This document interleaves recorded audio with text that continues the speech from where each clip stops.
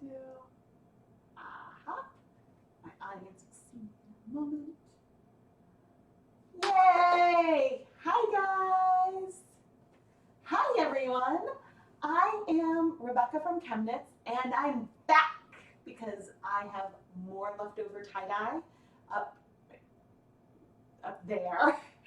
And I thought that I would have used it up in the live stream I did the other night, but apparently I had a lot more dye than I thought. So I wanted to try to use it up today. And we are going to be doing some dry rub on, we'll start off with some hawthorn and then we'll go until I'm out of dye. So I am really, really excited and I am so glad that you guys are able to join me today. Live chat so you can see everything. Welcome, welcome. I am going to try, oh, interesting. Okay, I'm going to try to share this. If I try to go on the watch page, I wonder if it's going to give me a stat, just the, yeah, it's just going to be the static URL. That's fine. I'm going to quickly post about this on Facebook and then we'll get started. But I hope you guys are all having a great day today. It is muggy and yucky outside here, so come and join me as I dye some yarn live now. All right. Share. Awesome. Sometimes if I schedule a stream versus just starting one in real time, then it will,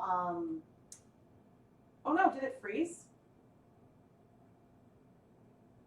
Uh-oh. It's looking really wonky for me. Oh dear. Okay, I see myself moving. I think it's good. Sometimes if, I don't even remember. But let's say some yarn.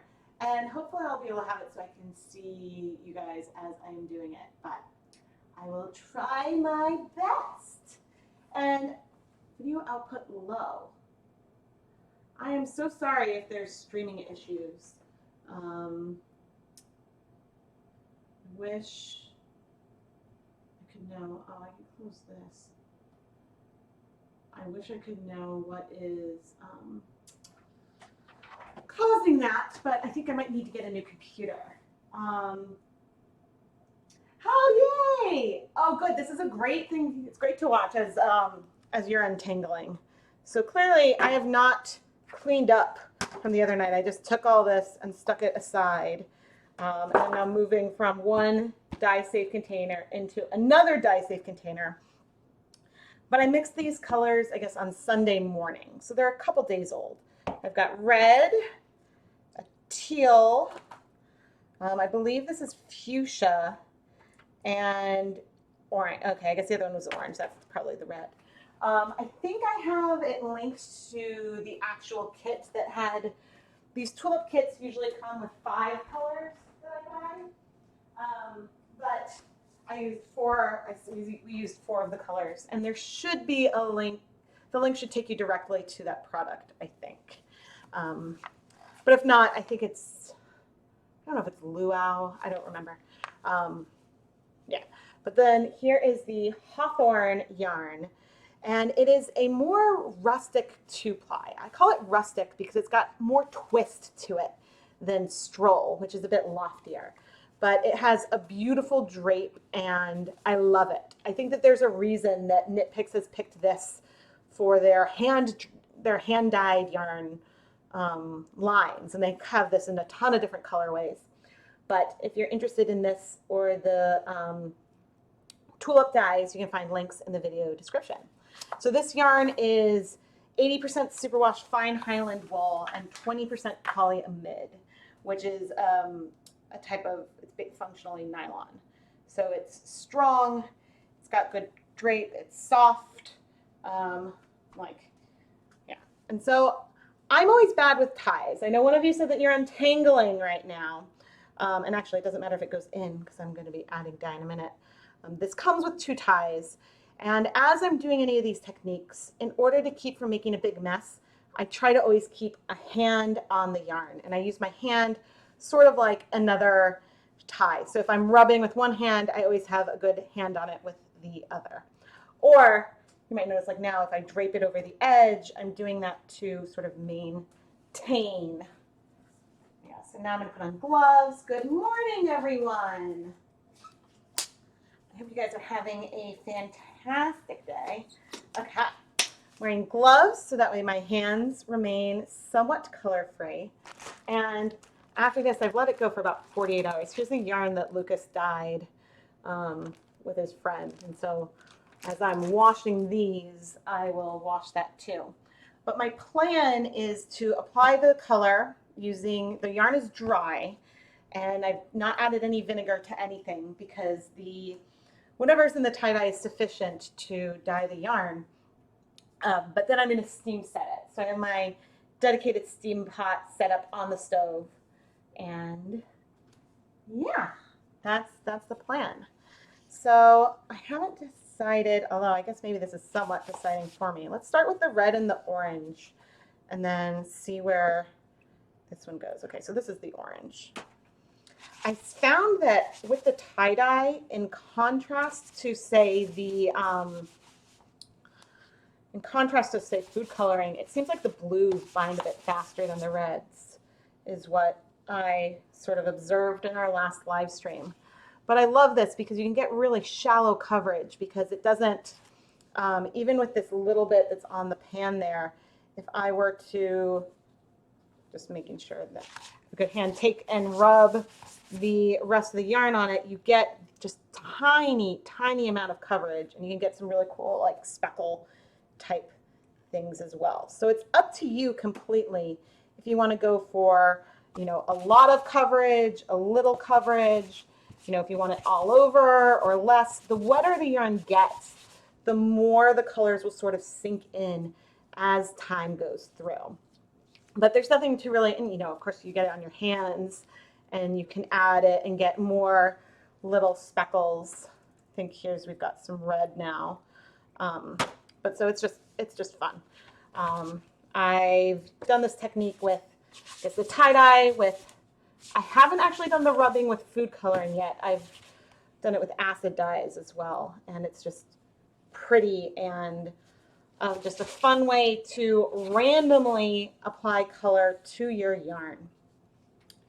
And you're not going to get a colorway this way that will pool or anything like that, but you could get something still really fun and vibrant and asymmetric, and you know, it could be fun to use in a fade project, even though you're not getting a fade per se, but these colorways can be completely asymmetric because over, like from one end of the skein to the other, you could end up with a lot more color. Am I still in frame? That on one part than the other. I've realized that I can't see the live camera. My hands are messy. There we go. Wanted to make sure that I'm staying in frame. On wools, the colors from the tie-dye end up looking a little different than they might look from the bottle or on cotton. So, you know, you might think that the colors are going to look one way when you're doing it on the yarn, and then after you steam and wash, they might look slightly different. But keeping my handle on.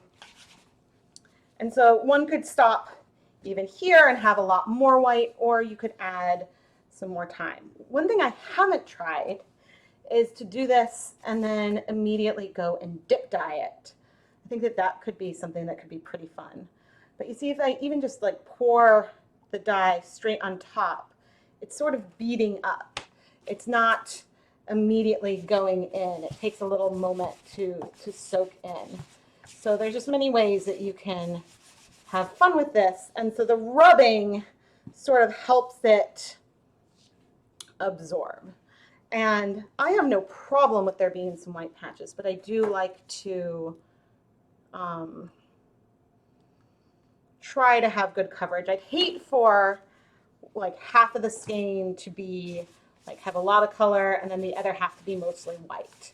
I want there, even if one side is more orange and the other is more red, I like there to try to be color throughout. But even, you know, they can pick up color from other parts of the yarn too. And so I think it's just all a lot of fun. It's really hard to tell the difference between the orange and the red right now and just when they are in the bottles. But the nice thing is that the colors also layer with each other, which I think is fun. And actually, I'm pretty happy with this one, I think. I sort of like to check to make sure, like again, I don't mind if there's some white patches, but the things that I look for are, does it look like that there's color throughout the entire skein a bit? And it doesn't matter if it's lighter color, I just don't want, you know, something to be left and feel like that there was a big bare spot. But I think I might just add a tiny bit more of the red. So the reason why I steam this is that there's not a lot of liquid in our yarn. And yeah, I'm pretty happy with this. There's not a lot of liquid in our yarn. It's, you know, we've added very, very little from our jars onto there so far. So if you would like, you know, you can keep adding color, but I would prefer to use a steamer basket setup as opposed to, I prefer to use a steamer basket opposed to like trying to microwave it. In one part because I don't microwave yarn, or I don't microwave tie-dye, but the other part is that I wouldn't want it to dry out. So I'm going to set the timer for, forget if I like to do 20 or 30 minutes. I'm going to set the timer for 20 minutes right now, and we'll start working on another one. Have a wonderful day. Thanks for stopping by. Okay, let's do another color. I did sacrifice a glove so I could do the timer, and I have a tiny bit of color on my arm from this, but overall, here's the glove I didn't use. I'm just rubbing it on this paper towel for you, and I haven't washed my hands or anything. There's not a lot of color there. Almost all of the color that we're using is soaking into the yarn, which is one of the things that makes this technique so fun. And if you were me and had a box of gloves, it would be where I keep it. Oh dear, you guys. But as I pull things out of the steamer basket, I should, because this is my only steam pan, I guess I'll put them in the bowl so that way I can show you guys. Like try to keep all the dye safe stuff separate. Good morning. All right, here's another skein of hawthorn. And that first one, I decided to try lighter coverage. A lot of times, I really like really saturated tones. Gotta turn down the stove a bit. I really like super saturated colors and lots of depth, but I wanted to try doing them a little bit lighter, so just to see how it is. And as always, sometimes I schedule my dyeing sessions in advance. Sometimes they're a little more impromptu, like today. So if you want to make sure that you never miss a live stream, subscribe to the ChemKnits Tutorials YouTube channel and turn on your notifications, because then you'll know when I start a new stream. And so we're using tie-dye and Knit Picks Hawthorn, and I guess I'm starting with some red this time. And so I both poured the dye on top, and then I am using my favorite, I would say patented, except it's just like as, you know, a word, but it's definitely not patented technique. And so the other one, I just sort of randomly applied colors all over. And I might do that a bit here, or maybe I'll apply, I think this is, the red and the orange are really hard to tell apart. You know, you can also just apply more of one color to one side versus the other. And I have an example of that in a standalone video as well. But yeah, and some color will definitely rinse out. And if you don't have a dedicated steam basket, you don't need to apply heat to do this. You could just let it sit. You could let it sit for overnight or even a couple days. And I'm going to use some violet now. You could let it sit and then come back. And you could then come back and wash it then. So the heat just sort of speeds up the process and means that I don't have to wait quite as long. I think it was Dye Pot Weekly number 50 where I tried to look at heat versus time versus vinegar. There was an earlier one where I explored that too. So hopefully, I did not add plastic wrap to my work surface today. So hopefully I am not, hopefully I am not going to end up with a horribly, horribly purple and red counter. But I found if you do spill some on your countertop, like Clorox wipes can help get food coloring and stuff out, and or Lysol or something.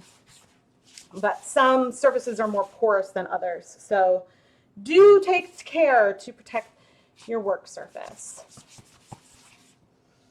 And so I love this because it's a shallow application of color, but the colors are still bright because where the colors are added, it's not a pastel. Now, we might get to a pastel point at some point in here, but, you know, and as you are rubbing it, the coverage is reasonable. Like you can see, it's not perfect by any stretch, but you can sort of keep going as much as you want. And you don't have to rub it on the bin. You could rub it on your hands, but you see when you do that, you get more of a darker just patch in total. Whereas with the rubbing, it sort of gives you this more spread out surface level coverage of it. But yeah, it's fun. It gives you like a nice mottled, you get some speckles, but it's just random and fun. And you know, you can squish the yarn to itself. That helps spread some of the colors through. So I guess this one so far is like half, I think that's the orange, like half red, half purple, but I think I'm going to add another color sort of all over to it in a moment. Might add some pops of the turquoise, and I do think I want a little more color here. That's just fun. It's just fun. So, you know, we still got randomized color. It's in a slightly, I'm not sure if you guys can see the difference between the hues. I promise there is one. But so now we've got, you know, a section that's predominantly red and a section that's predominantly purple. And now I'm going to hold these ends. I'm going to add some teal, just pops of teal just all throughout. And so some of the other colors will like meld and blend and whatnot, but I think that it will be fun. But I'm realizing this isn't taking me nearly as long to dye them as I did buy a second steam pot. I just have not had the time to set it up yet.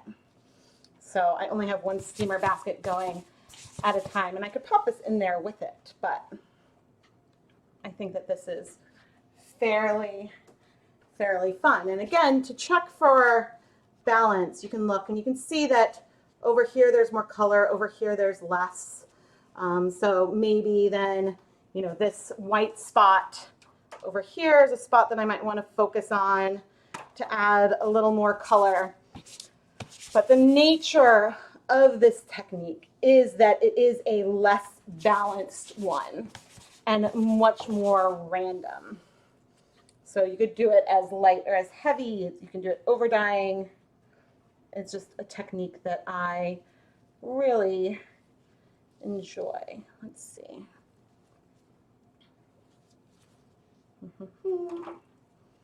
And so I think adding the line and then doing the rubbing, it's a nice way to spread the color sort of like across a whole section a bit. So that, and then you could flip it over on the other side and do the same kind of thing to just get some of that color throughout. But it's nice because you can just kind of keep making it up a bit as you go along. And then when you're rinsing it, it's tie-dye, so the colors will bleed. The colors will bleed out. But if you want to keep the white sections more white, make sure you change the water really, really frequently. If you let it sit in what's rinsing out, then some of the white sections might absorb some of the color that's coming. There's a whitish section. And after, in a moment, I'll take like a brief break and I'll sit down so I can chat with you guys. But feel free to leave questions. And in these live streams, if you have a question and I miss it, feel free to ask again, or because sometimes like things don't come through super fast. But yeah, I'm pretty happy with this so far. So I'm actually going to rinse off. Oh, I put that in there. Okay. Fine. I'm sacrificing my gloves. I try to reuse gloves actually as much as I possibly can. But I just realized that I had the plastic baggie with the yarn. Okay, found a safe place to put it in the pot. And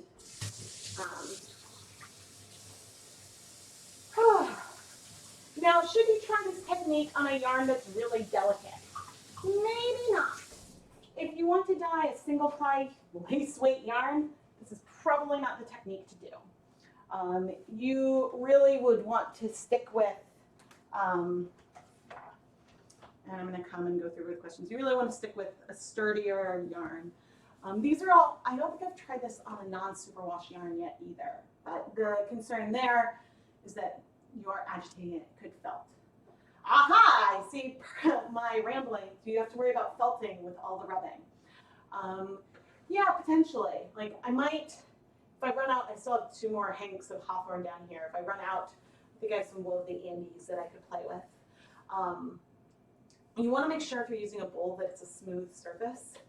So ultimately, like it's not a ton of agitation, but if the yarn is delicate, then I might be a little bit concerned. So yeah, good evening, good morning, good afternoon. I know we've got people from all over the place. So I wish, I might need to look at, I know I want to buy a separate second webcam for a lot of reasons, but it just, I'm not always thrilled with the colors. Let me see if I can shift it. Ooh, and I'm flushed. That is real. I'm going to try upping the contrast here. Yeah, I'm glad, there we go. I think that might be a little bit better. A little bit more like what I see. Yeah, I'm going to grab a beverage. I'll be right back. Woohoo! Hello, hello! And I was doing some live dyeing. I was doing the Patreon exclusive behind the scenes sneak peek earlier this morning. So I'm hopping on here from another video. So if you were on the Patreon video earlier, then you'll notice that I moved where I'm sitting. So I'm on the other wall now. But if you would like access to some of these early access behind the scenes videos, do check out the ChemKnits Patreon. There's a link in the video description. You can get early access to a new dyeing video each month. So I'll go, for some of the patrons, I'll do like a live stream while I'm filming a new episode of Dye Cut Weekly, so you can get like an early sneak peek to that. And it's fun. And it's a way that if you're a huge ChemKnits fan, to like continually like it's basically a monthly subscription, so you sign up and can contribute. But if you want to contribute on a one-time basis, you can always do a super chat. There's a little dollar symbol down there, and so that's a way that you can do like a one-time thing. Or you can check out the ChemKnits Creations Etsy store and buy some of the yarn that you see dyed in these videos. So the yarns that I'm doing today are destined to end up in the shop at some point. And they have to wash and dry, and I honestly don't know when the next update's going to be. I'm checking my steamer basket. That's cool looking. But usually most of the yarns are one of a kind. I rarely, I mean, there might be some that are similar today, but they might end up being different listings. We'll see how close they look. But we'll see how many different kinds of colors we can do with just 4. You did the dry rub on your darn good yarn subscription. Oh, silk yarn. Oh, awesome. Food coloring and Kool-Aid should work great with this technique. The tie-dye is a bit slower to absorb, and so it, like in theory, it could spread out, or there's a lot more to rinse out. I haven't tried this with food coloring specifically yet, but I did do it with acid dyes. The one thing I would worry about with food coloring is that when I did it with just the Jacquard acid dyes, I used the same squeeze bottles actually. I added some of the acid dye and I added some vinegar to the bottle beforehand, and it worked great. But with food coloring, I might worry about some of the reds crashing out because of the vinegar addition. So that's just something to be aware of, that maybe, yeah, but it's something you have to play with, because like if the reds crash out, then maybe you try adjusting the amount of vinegar that you use, but there's no reason that I see that it wouldn't work with Kool-Aid or something. So I think that would be really, really fun, and something that's actually on my list. You know how I like to do everything with Violet, and this theme is getting super steamy again. But I've been meaning to do this with just starting with Wilton's Violet food coloring. But it's definitely, we're using so little dye too. I'm sorry. Using so little dye. There's like, I'm looking like there's so much dye left in these bottles. But yeah, it's fun. So I hope you guys are all having a really good week.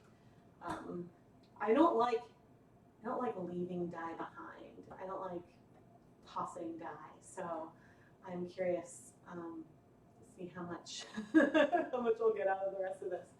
I mean, so far the kids dyed 2 skeins. I did 3, or I did 4 the other night. So a lot out of these bottles. Oh, work gets in the way. Yeah, this morning I was like, oh. I have a lot of editing that I have to do. I have a vacation coming up, and so there's some videos I need to finish so that I can get it ready to come out to you guys while I'm gone. And I'm like, well, but I want to use up this dye. It can last and do stuff when it's, weeks and months old. But I think that you get the most vibrant colors the fresher you use it. And my hair is just falling. Oh my gosh. But yeah, it's been a busy summer. I'm realizing like there's only a week and a half of camp left. And then the school year's about to start. My eldest will be in pre-K, and the youngest is still in like the toddler program, and so yeah, I mean functionally, I guess for me it's not that different, but camp is a lot more work because you have to like have their swim stuff and send a change of clothes and a towel every day, so it's like an extra. This is an extra like getting ready step, but yeah, and Keith is home. He was away on vacation, vacation. He was on vacation with his brother, so he's home again, and that's nice because we missed him. But I think he's exhausted, and he's like, I have to work now. So this morning, straight back to it, even with the 5-hour time change that he's going from. But I hope you guys are all having fun. I have to say, I love when I see what you guys are working on in your own dye pots. I love when I share a picture, and then you guys get really excited and run out and try it yourselves. It's just, it's fun. And it's really fun to play with techniques across like a bunch of different dyes and whatnot. I think I did buy some fiber reactive dyes that are ones that I would need to add soda ash to. And I think with other fiber reactive dyes, you can treat them like acid dyes when you're going to be dyeing wool yarns, and then you use vinegar and whatnot with them. I think that, you know, these, when I did the vinegar test, it didn't really make a huge difference, so that's why I don't bother. But yeah, and actually, like, the excess dye rinses out well, and it seemed perfectly color fast. So yeah, I think that it's fun. Oh man. But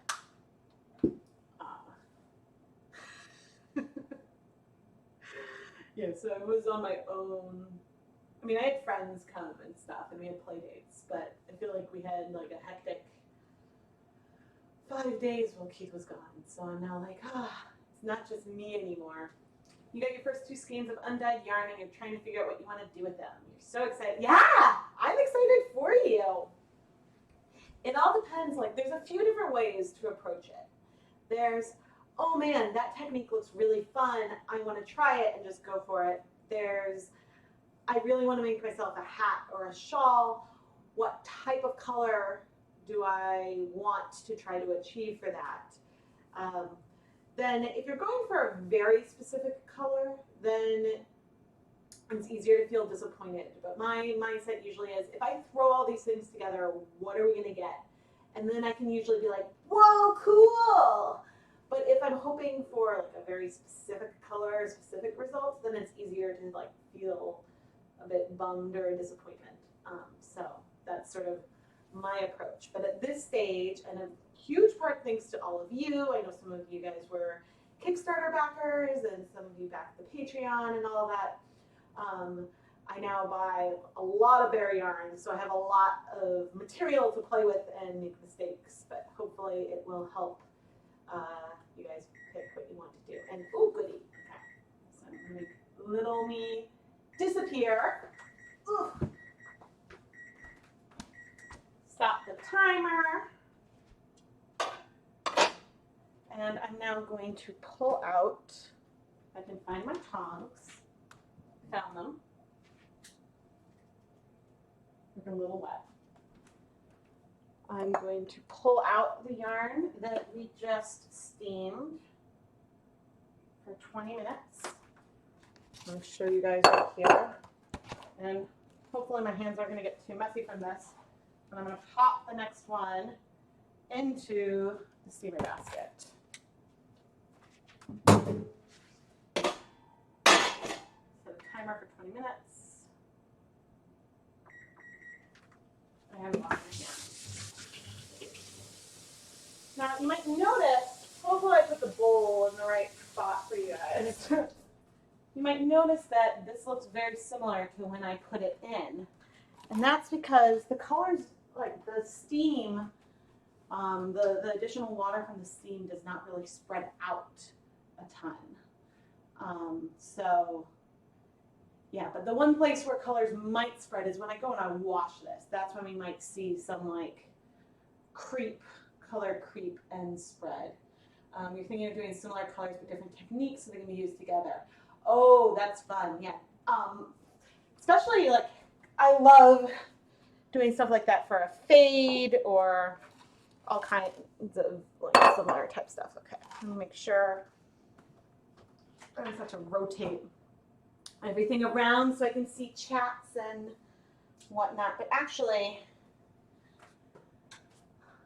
God knows what I'm going to give you a view of right now. Okay, my refrigerator. I'm going to send you guys to a brief commercial break. Not everyone might see it, but then when you all are back, then I will dye another ink. So popping my head away, and then I have to wait for the cue because I don't want to push the button before you guys have, yeah, you guys have heard me do this, and this is when you see how long the delay is between, Oh, it's a big delay today. Here we go. Press the button. Okay. Drink some liquid.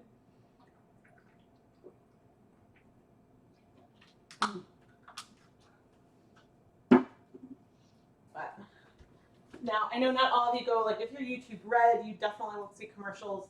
If you're international, YouTube decides based on their algorithm who it plays the ad for. And I know some of you still seen it, but I can show you. This kid was in London and he got me this coaster. And I'm really excited. He was only, from his ticket, he was only allowed a backpack on the plane. Nothing for the overhead bin, no check bags. So he got us all teeny souvenirs, which I think was really, really cute. He got for Lucas a double-decker Lego kit, tiny one, and Ryder got a Mini Cooper with the Union Jack on it. And Ryder was over the moon for his new red car. And Lucas was a little jealous of Ryder's new red car. So, all right. So, what color do I want to do this time?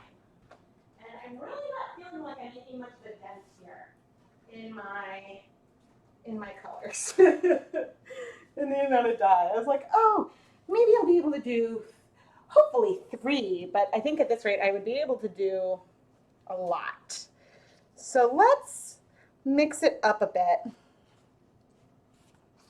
Let's mix it up a bit. Let's squirt the color on.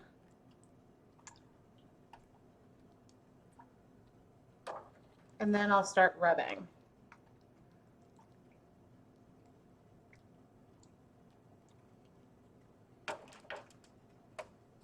So that's a little bit of everything. And we'll see how they blend together. But I'm going to give it like a few seconds to just sort of just simmer. Oh, thank you. Yeah, okay. But you can see, I'm not sure if you guys can see, it's still very much beaded on top of it. But now, hopefully I'm not going to fling the colors anywhere. I can start rubbing. So in the past, I've also really enjoyed adding, sometimes I'll add more than one color at a time to the basin first. So then they sort of like absorb differently and mix and blend, and oh, that's pretty fun. Of course, now that my hands are dirty, I hear it like, la la la, it's like I am going to spit talking about the, what do I have over there, the steam pot. Adding, I think the fuchsia was a very popular color with the kids. And ironically, I think when these all mix together, you don't really get a brown, it gets more purpley, which I think is awesome. That's why I'm like not very afraid to have them together. But this one, going a bit heavier with the dye this time.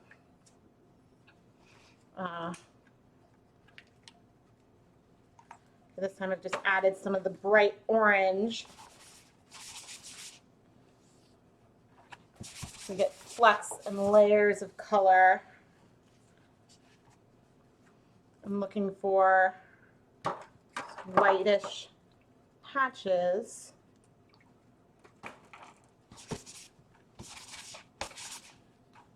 Just layer these colors on, and they might end up darker and more muted versus the bright because they sort of mix together, but that is a-okay with me.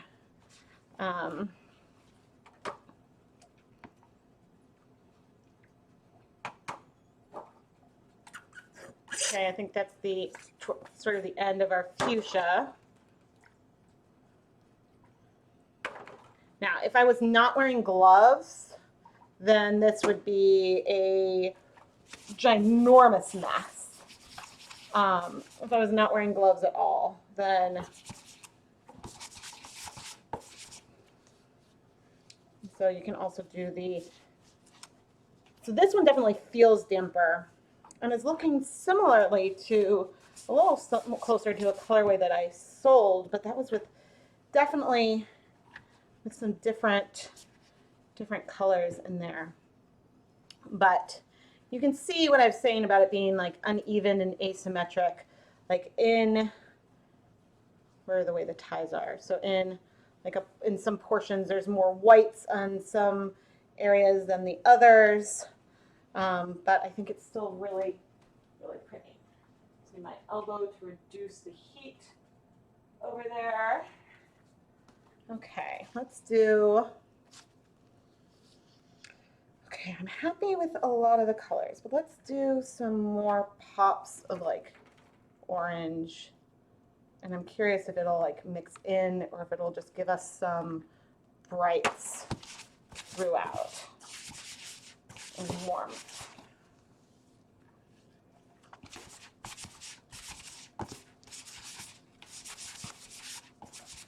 I tend to be a cool tone kind of person. Yeah, see, even just layered, everything is toned down a bit. But this one, compared to like the other ones, is a lot darker. But I'm a huge fan of asymmetric, non-repeating type colorways.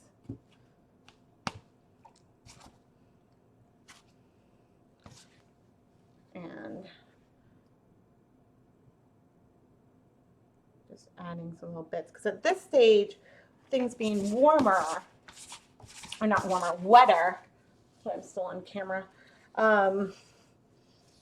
things being wetter, the colors are definitely blending more, but they're still layering, and there's areas where it's going to feel more speckled. And I mean, I'm not able to squeeze anything out this at all. And what's funny to me a bit is how, here we go, how similar this is to a colorway where I think I was maybe using turquoise, but I think I was using blue and purple as well, or something, or maybe black. And so I'm curious, I guess, about, I know there's definitely some colors in here that will break and whatnot as well, but it's just sort of fun. And now I'm going and washing off my gloves. Don't know the reason this time, and there's not a lot of color at all on my hands. I mean, the yarn is acting like, you know, paper towel or something, and it's really, really soaking up all of that color. So, yeah, I'm actually pretty amazed by how similar this is to a skein that I sold, which is kind of fun. It's something similar can come out using different colors. But in contrast, now that I have my hands free, I can check. Hopefully everything's in frame. Good morning, and thanks for watching. Okay, so here is the one that we just did. And here's the first one that we did, which actually has cooled off a lot, and I'm risking coloring my hands. So this one was just with some of the red and orange, and there's a lot more white left behind. And then this time I added a lot more colors, and I see, it's funny that there's looks very blue, given that we used fuchsia, red, and orange, and teal. But this one feels very purpley. The one that's washing now feels a little bit brighter with some of the color, or not washing, the one that's soaking. Washing my hands again before I sit down. There's about 9 minutes left on the timer for that steaming one. And I have to figure out where I'm going to put everything, but I think I've got enough dye to do one last one after this. But yeah, good morning. And oh, maybe I should push. There we go. So at least, like, if you're going to be looking at my face, you can see the yarn as well. But yeah, I just I love this technique. I love playing with colors. So I'm not always good about updating the playlist, but I now have a playlist that's just like, I forget if I call it leftover dyes or leave no dye left behind or something. Because so frequently I do a video and I have a little bit of dye left. And a lot of times I save it up and then I've got dyes left from multiple videos and I love to toss it together and see what kind of fun, one-of-a-kind, awesome colorways I can get. And so that's something that is sort of like a complement to the Dye Pot Weekly series. Hi, Robin. Today I'm using Knit Picks Hawthorne, which is 80% superwash fine Highland wool, 20% polyamide. There's a link to it in the video description. It's a 2-ply with sort of a high twist fingering weight stock yarn. And I'm using some Tulip one-step tie-dye that I had left over from dyeing with my son and one of his good friends. And I'm using the sort of like dry rub technique. So I'm adding the yarn is dry, adding the dye onto it and just rubbing it around to create random patches of color. Oh, it's my pleasure. I really, really enjoy doing this. And, you know, we're coming up when, it's almost been a year since I started the Kickstarter. When my youngest went to school, I decided I was going to kind of lean into this and lean into the YouTube channel and start filming more tutorials. And you guys have, you know, I thought I would do 1 video a week. And here I am, I'm doing a lot more than that now. And so that's thanks to all of your support and, yeah, helping me grow my business. I really, really appreciate it. I'm checking the steam pot back over there. But yeah, so that's the, I guess, the project that we're doing today. Actually, Lucas's friend's mom might come back over to do some more yarn dyeing with me for myself. She also knits, and so that's why I was like, oh, do you want to come over and dye with Lucas? And, you know, it would be a lot of fun. But since O is allergic to wool, we wanted to dye cotton, and so that way it's something that like could be used for like him later on. And so, yeah, that's why I decided to use tie-dye and cotton yarn with them. And there are some, I'm just at ChemKnits on Instagram, so I have some pictures of our little session up there. So that's where this dye came from. And I did not film, she actually gave, I would have had permission to film a video with the kids, but I thought that with 2 of them and with non-food coloring, I needed my focus to 100% me on the kids. We did have some spills, but if you wanted to try doing it with kids, I mixed the tie-dye in the bottles it came with. I poured a little bit at a time into a cup and gave them a foam brush. So if there was a spill, it was tiny and not a big deal at all. But yeah, I don't know, I'm just excited for some of these videos to come out. Fridays, I know there's a new video, a new roving one, which I hadn't realized it had been a long time since I've dyed some roving. So I tried to like move around the queue a little bit to get that in there so you guys could see one. So the video that came out this morning is really awesome. But yeah, the Fridays, I am really excited for you guys to see. Really, really excited. And yeah, there's lots of fun stuff coming up, like the Hanukkah sampler. I've started filming for that, and I've got, I think, some of the rest of the materials that I need on the way for that. And there's still, the pre-order is still open. There's still slots available. So if you wanted to learn more about that, it's in the ChemKnits tutorial, or sorry, the ChemKnits Creations Etsy store. And so you can find that there. And yeah, there's going to be, for Hanukkah this year, I'm going to release a new dyeing video every night. And if you pre-order the sampler, you can every night open up a little package that has a mini skein of the yarn that I dyed in the episodes. So I think that that's fun and me. I know some other dyers do advent calendars, but I'm Jewish, so this made more sense for who I am. And I was planning on doing a Hanukkah special of videos anyway, so I thought that that would be fun. Excuse me, guys.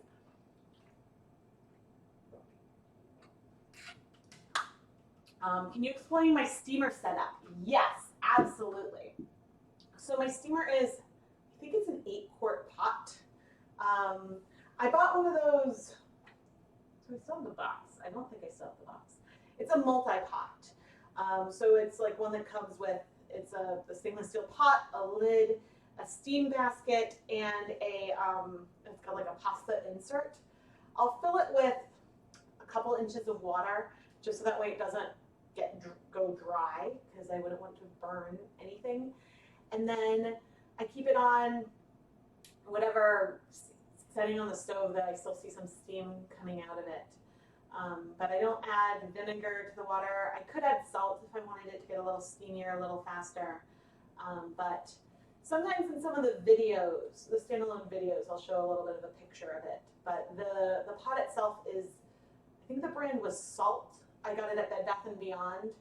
And it was, I think maybe it was $40, but then I used my coupon on it. Let me see if I can find.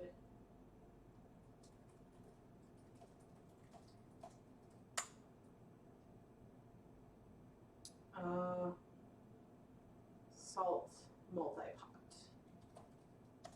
I actually just bought a second one, but I haven't even taken it out of the package yet.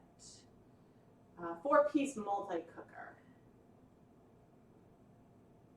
So once I get to it, yes, and I think that the one that I got, so right now I'm using the 8-quart. I just bought the 12-quart. Because I wanted a slightly larger one, but I'm going to drop this link into the chat. And sorry, that looking stuff up made me go slow. So that's not an affiliate link or anything. It's just a link to Bed Bath & Beyond. And hopefully I will get less jerky now that I'm no longer searching the internet on my laptop. But yeah, that's the pot that I use. And so I just have the steamer basket in, and I set the yarn straight in the basket. And yeah, I really like that. I mean, you can, in the past, I've also put yarn in plastic bags in there, or wrapped it up in plastic wrap and put in the steamer basket. It makes an appearance in a number of videos as my dedicated dye pot. But I think that getting the steamer insert is one reason to, well, for me, that's why I wanted to buy a brand new pot versus getting I do check out the local secondhand store to see if they have anything that would be of the size and whatnot that I need. And there's some really high quality pots there, but I really wanted something that I could use the steamer insert. And I've actually used the pasta insert with less water before to fit a little more yarn in there. But yeah, that's what I use. And then right now I'm just letting it go for 20 minutes. So I think that, you know what, so it's maybe taking me around 5 to 10 minutes to add the color to the yarn, and then it can steam for 20. Oh, it's my pleasure. It's absolutely my pleasure. And there goes our, yeah, so I need to figure out where I'm going to move stuff to. Got like a lot of different things going on the stove, and I only have so many. Okay, I think I just need to make another non-food dye pan. So I'm going to write on this, not food. See, I like either my pans get super stained like that one, or I like to just mark not for food. But even on here, I'll wipe this with a paper towel. But that just sitting there, I don't think that there's going to be a lot of, okay, maybe there's some blue. Okay, well that's strange that there was blue that rubbed off. Because there wasn't blue in that one. Okay, anyway. Alright, let me pull out this yarn that we just did. Hot. And yeah, I can't get the handle up, otherwise I'd show you. Oh, that's glass. Or Pyrex. But it doesn't leave a lot behind. So here's the yarn that we just did. And this is the yarn Yeah, so you can see the yarn that we just did, and it's beautiful. And I used a lot less dye on here than I did on this one. But the colors won't necessarily stay this deep after the steam. They might brighten, etc. as we wash it. I'm gonna go pop this in the basket. Put the lid on. Sometimes when I put it back in, I turn up the heat a tiny bit at first. Set that for 20 minutes. And then my sink. Okay. I'm running out of space. This is the reason why I want to get like another camera and tripod, so that way I could bring you to the sink. But it would be too, the sink is a hard place for me to film from, so you guys can see me and I can still reach everything. But yeah, the colors are beautiful. Oh, thanks. Yeah, I'm happy. Oh, I forgot to put my face back up. Yeah, I'm happy to provide like explanations. I mean, that's what I do. I know that I mean, my business is structured as filming tutorials and sharing videos. So, you know, I also have like the shop where I sell yarn from the videos, but that's to help fund more videos and whatnot. Whereas other indie dyers that do tutorials might be sharing like general stuff about a technique, but they need to keep some of their actual like recipes and proportions proprietary because that's how they make their livings. So yeah, I love those colors too. I should actually. I'm gonna stand up and I need to decide. I'm trying to decide if I want to wash that right now, but let's go ahead and dye the next one. And then I will pretty much run out of room. But yeah, I think I've got enough dye for the last hank that I've got.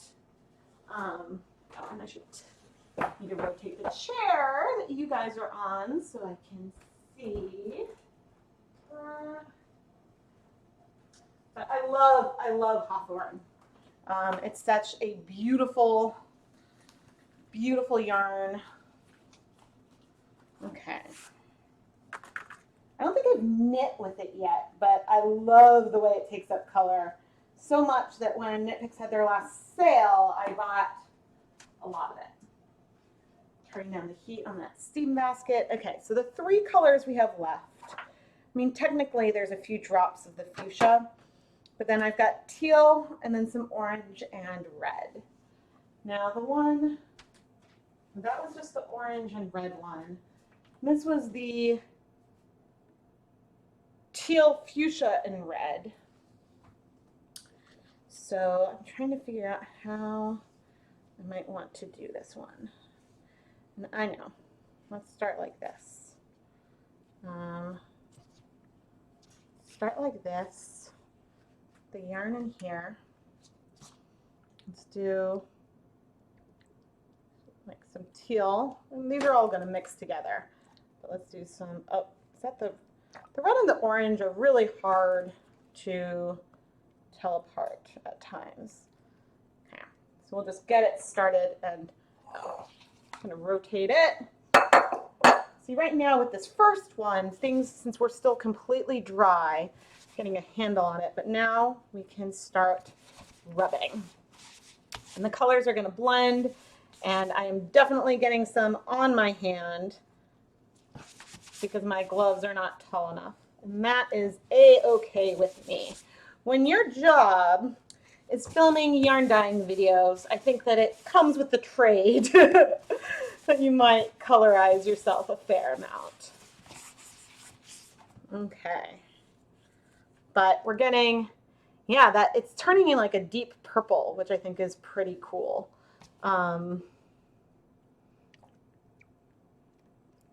Adding more of the teal around.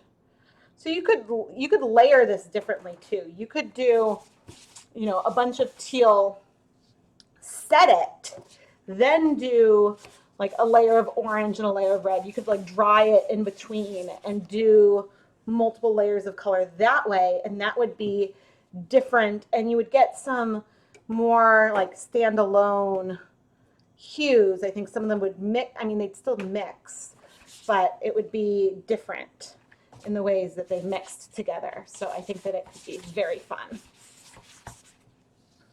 But this is how some of my not dedicated dye pans get messy. But I buy these dish pans just from the dollar store, just so you're interested. But see, we've been adding color all over and like nice random segments, and it's still ordered, if that makes sense. And there's like water on the ground. So I'm gonna go wipe my feet. It's Hawthorne Superwash. Yes, Hawthorne. It's 80% superwash fine Highland wool. Okay, I'm getting down to the dregs of these.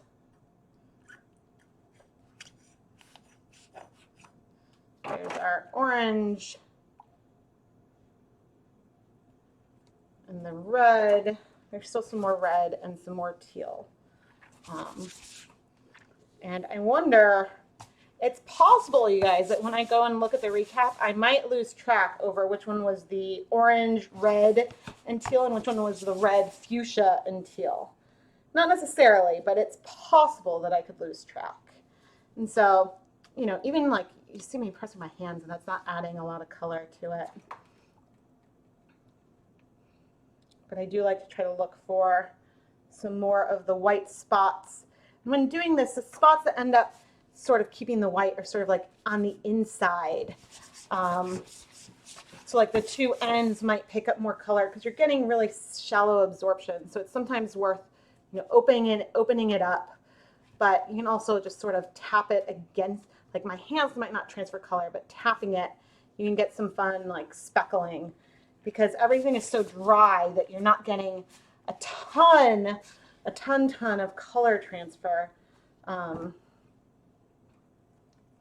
So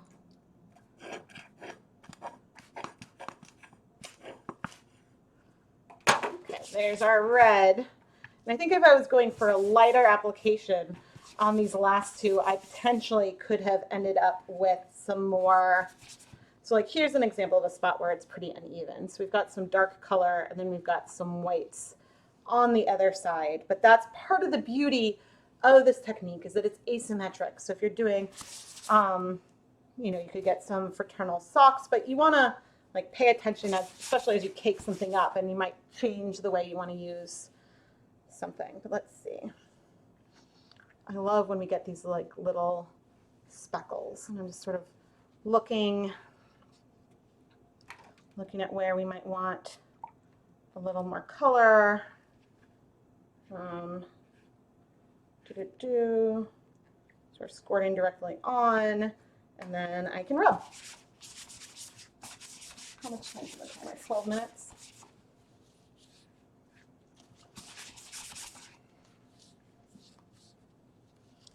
Yeah, and so you can like rub it on itself. So at this stage, the yarn is starting to feel damp, because unlike the first two, this one we're adding a lot of dye onto.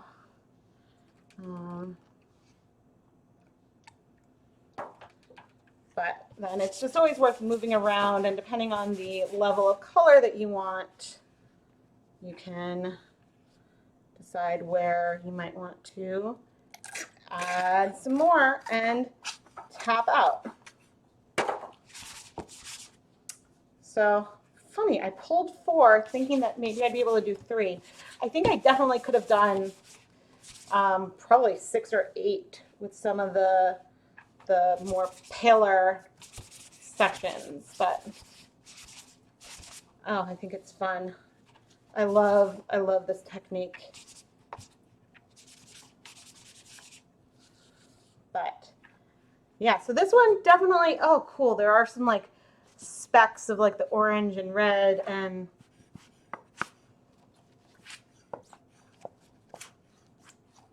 just kind of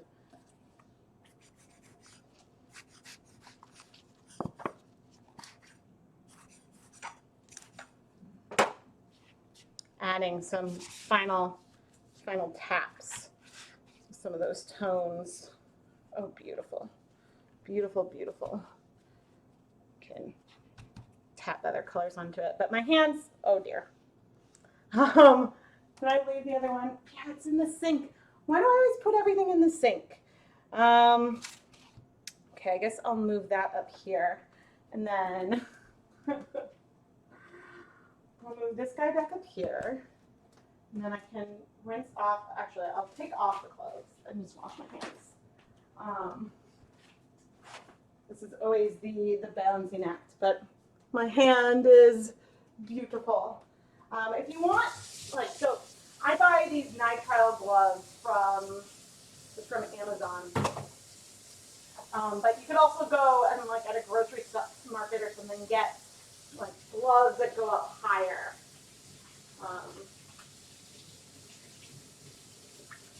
But with some washing, the only bummer is that it looks like I'm gonna up the heat again. I think I still got. There's plenty of water, I think. Let's just double check. Double check. Whoop. It's hot. Double check. Hot. Oh yeah, plenty of water. So now a lot of the color just came off, but it looks like I have a bruise down there. Is this clean? Let's put that back in the sink. Bring this guy back over so you can see the difference. I'm going to come down and I'll see what kind of questions or anything you guys might have. Hello, I'm back. Oh yeah, thanks. Yeah, if you're enjoying this, please give it a thumbs up. I know I mentioned some other ways that you can help support like the ChemKnits tutorials like brand, but one of the biggest things that you can do is subscribe to the channel. If you enjoy a video, give it a thumbs up. Those help. I think that really helps more people find them, and then that all just trickles down and helps.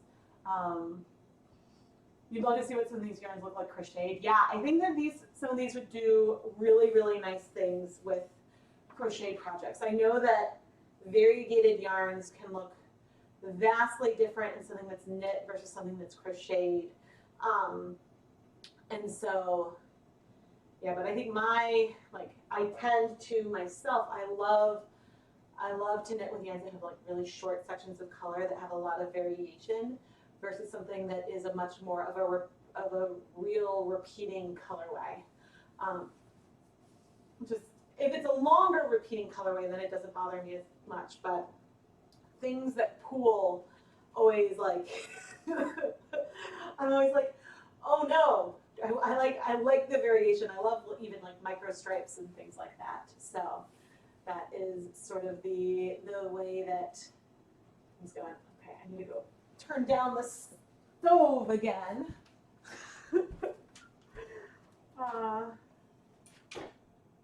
Okay, so then I was curious about how the darker yarns might compare to each other. The one that's in the pot right now is a lot more purple, and this one's a lot more blue.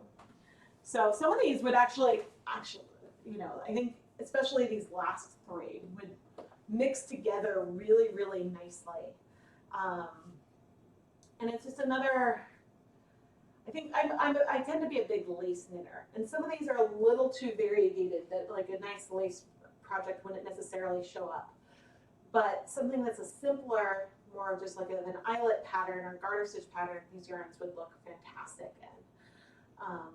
And so I need to do, I haven't done a crochet project in a while, but most of the stuff I crochet are like kid hats and stuff like that, and I really enjoy crocheting. I'd like to try some more complicated crochet projects at some point. I started like pulling, Knit Picks had a beautiful like chevron. They had both a knit and a crochet version. It was like a rainbow striped crochet afghan and a knit one. And I was looking and I was like, ooh, except I was like, ooh, I could dye yarn for it. But then I'm like calculating how much yarn I would need. And I was like, oh, if I want something bigger than just a lap blanket, then I would need a lot of yarn. So someday maybe. I mean, I do have my 10-hour Afghan that features a lot of my hand-dyed yarns from my biggest stash busting effort to date. I'm sure I have enough yarn that I could do another one of those, but you don't really need two super chunky, heavy, because what I think it's 30, it had 32 balls of yarn in it, and it's about a full size, it like fits nicely on a full size bed. But I see a, oh nice, yeah, so today, and of course I can't remember the number, but today an overdying roving video came out. And I started with a pink, like a heathered pink, 100% wool roving, and then I mixed a bunch of different food coloring colors and poured them on and completely transformed it. Some of the heather quality is still there, but a lot of the pink isn't there. But because it was pink, the colors that I mixed, obviously, they don't look like, you know, the way that I had mixed the tones originally. So. I absolutely adore the way that one came out, and which is wonderful. It's always great when you love it, but since it was an overdying project, unless I were to start with that pink roving again, I wouldn't be able to achieve those colors specifically. So that's always something to think about. But I've been using, and I still have a link from yesterday, from 2 nights ago, in the video description to my steam pan, which I adore it, but I've been using it more and more because it gives you more surface area. And I really like heating things on the stovetop because I think it gives you a lot of control. You can raise or lower the temperature a lot. It's number 64, thank you. I lose track. So here's a little behind the scenes thing. The numbered episodes aren't always necessarily filmed in order. Sometimes they're certainly not edited in order. So I think because at any time I usually have like a bunch of different videos that are in various stages of filming, or a bunch that are waiting for me to just film the conclusions. Because I do try to show the finished dried fiber in every video. And so, yeah, but it makes it harder to keep track of the numbers. But I do have a spreadsheet where I keep track of, and I have like color-coded highlights for, you know, it's been published, it's scheduled, it's like the filming's in progress, and then no highlight is just, that's what I think I'm going to do there. And so then, yeah, but I need to check on, because I think the date of the very first episode of Dye Pot Weekly, I'm checking, was October 18th. Which was the day or the day after my Kickstarter ended. And so, yeah, I don't know yet what day of the week the 18th is, but okay, so I think the 18th is a Thursday. So I think I'll probably try to do something to celebrate that day. Now, the last time I tried to plan an epic celebratory live stream, I broke my foot the night before. So pending any now, if a live stream gets delayed indefinitely, or I'm like I have to cancel it, doesn't necessarily mean that someone broke something. But that's what happened when I tried to do my big celebration last time. Like celebrate the launch of my shop and 5 million views and all this. But yeah, I think there's a lot to celebrate towards the end of this year in ChemKnits land. So it'll be a year since I launched Dye Pot Weekly. And, you know, I hit my goal when I started off as like, I want to do 6 months of 1 video a week. And I've done almost a year of 2 videos a week. I think actually I've now hit having 2 new videos a week for, or pretty close, maybe in September is when like that like progress started. But then ChemKnits is going to turn 10 at the very, very end of the year. So yeah, there's a lot to celebrate around here.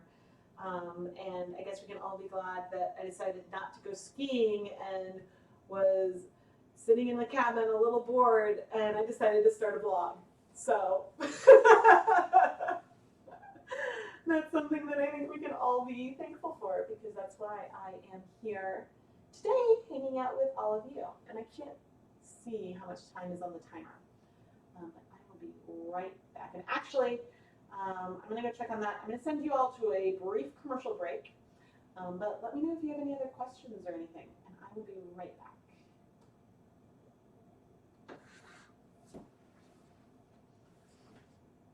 And as I wait.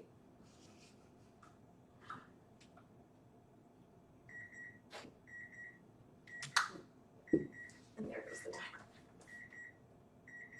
Playing the ad. Not all of you will see the ad. Some of you will see the ad. That's pretty. Okay, how am I going to do this? I need like more spots. More spots for yarn.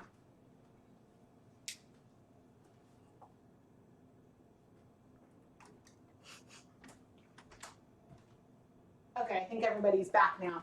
Okay, so my timer just went off. Skein number 3 is about to come out. Ooh, that's hot. Could have used an oven mitt. Okay, so this was the fuchsia, teal, and red one.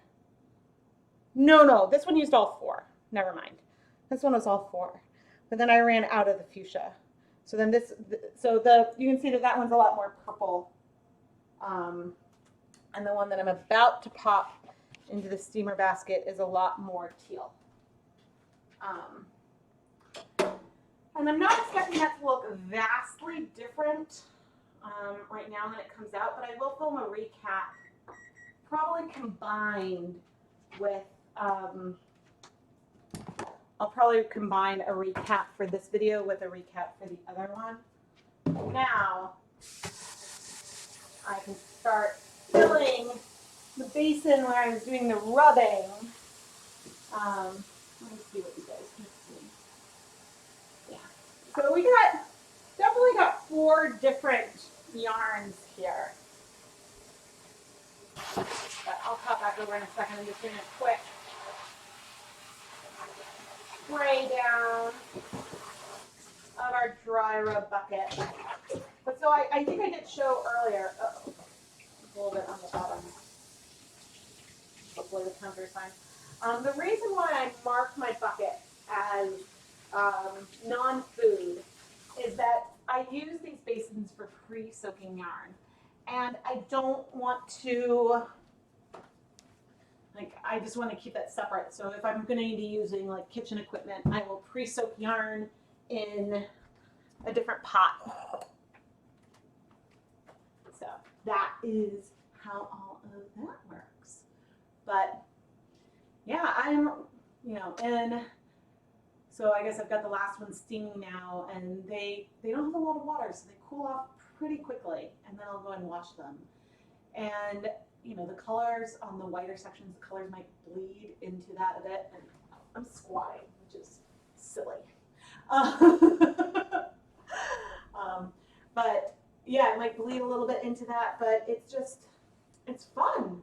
It's fun to see how these kinds of colors mix together, and how there's ones with orange and you don't really feel the orange in there. Maybe you could also steam for a little longer if you wanted to, but I didn't want to make everyone wait 30 minutes in between each one. But hopefully sometime soon I'll get the second steamer basket up and running, and then I can just crank through a lot more yarn. But yeah, I'd love to hear, let me know if you're watching the replay, let me know in the comments of what kind of dyeing live streams you'd like to see in the future. A lot of things that I've done in the past, I've done a lot of dip dyeing, I've done some hand painting, and yeah, I'm willing to play around, and sometimes it's, the way my kitchen is laid out, there's an island in the middle and then not a ton of space around it, so it's always a little complicated with the tripods. But I am considering getting, as I've said, another webcam, so then I can swap between cameras. So then maybe I would be able to show, if I had another tripod over the sink. So if I had it on the ground, I'd trip over it right now, but I could have another one by the sink, so that way I could show some washing versus doing that off camera. So I'm always trying to grow the way that I share all of this with you. But I hope that you enjoyed watching sort of the real-time dry rub technique. And yeah, it really doesn't, like most of the time when I'm doing a pre-filmed episode, most of the time that's cut out is the time where like I'm sitting chatting with you and waiting. You'd love to see how I would do self-striping. Yeah, I have one way actually that's I need to finish editing, and it's actually on my list to do this week to finish editing that one, but is a non-standard way of doing something self-striping. But I do intend to do some like full-on self-striping techniques in the future, but probably not as a live stream because there's a bit more prep for doing something like self-striping than there is for some of the other stuff. I think that it would, but I suppose I could do a live stream with the prep as one and then the dyeing as another, because just there's a lot of winding of mini skeins, but it's definitely on my list. I know that's something that you guys want to see beyond like the blanks. And yeah, but I do, like when people make requests, I have a list and I keep track of everything, and I can't always get to everything right away because there's only one of me, and I have limited, just see me trying to shuffle them again, I have limited containers and whatnot in my kitchen, but I do enjoy getting requests. And yeah, I feel like, we're approaching on this year, and I'm like, there's still so much that I want to do and so much I want to explore. So I expect that, we'll keep going strong for a long time. But if you enjoyed this video, please give it a thumbs up and subscribe to the ChemKnits Tutorials YouTube channel so you can see all the fun ways that I love exploring applying color to yarn. And very frequently you'll see me trying something for the very first time. Sometimes it works, sometimes it doesn't, but I believe that there's something that we can learn from even the failures, and so I still try to show those and share those with you. And you guys will be seeing a very big failure coming up in a couple weeks, but spoiler alert, I was able to turn it around eventually. If you would like to support ChemKnits on a more personal level, check out the ChemKnits Patreon. It's a way that you can sort of subscribe and contribute on a monthly basis, and then I've got some fun rewards in return. But if you are interested in sort of contributing on a more, on a less frequent, a more one-time basis, check out the ChemKnits Creations Etsy store. You can buy some yarn dyed in these videos. And I know I'm teaching you how to do it yourself, but if you buy some of the yarn that I dye, that helps, all of this helps get more materials so I can film more videos and play around with other ways to apply color to yarn. So that's my little ending spiel, but thank you so much for hanging out with me today. Expect it's very humid, so expect maybe by the end of the week or early next week I should have a recap up of what all of these beautiful skeins of yarn look like. So thank you so much. Did I say my name again? I'm Rebecca from ChemKnits, and I hope that you guys have had as much fun today as I have. So have a wonderful day, evening, morning, and I'll see you guys soon. Bye, everyone.